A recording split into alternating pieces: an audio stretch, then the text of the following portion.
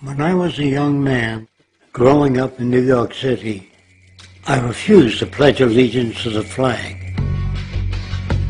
Of course, I was sent to the principal's office, and he asked me, "Why don't you want to pledge allegiance?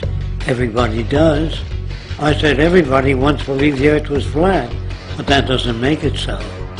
I explained that America owed everything it has to other cultures and other nations, and that I would rather pledge allegiance to the earth and everyone on it. Needless to say, it wasn't long before I left school entirely, and I set up a lab in my bedroom.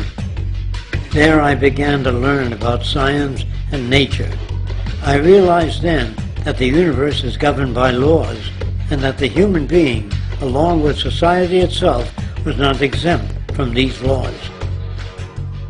Then came the crash of 1929, which began what we now call the Great Depression.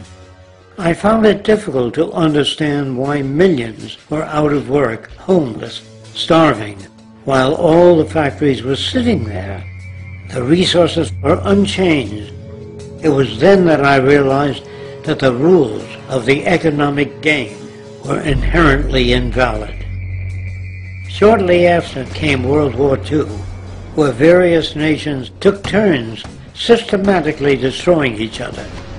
I later calculated that all the destruction and wasted resources spent on that war could have easily provided for every human need on the planet.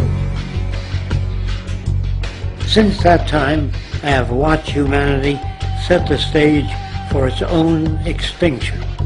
I have watched as the precious finite resources are perpetually wasted and destroyed in the name of profit and free markets.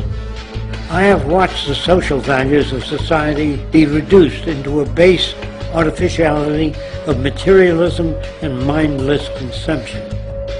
And I have watched as the monetary powers control the political structure of supposedly free societies.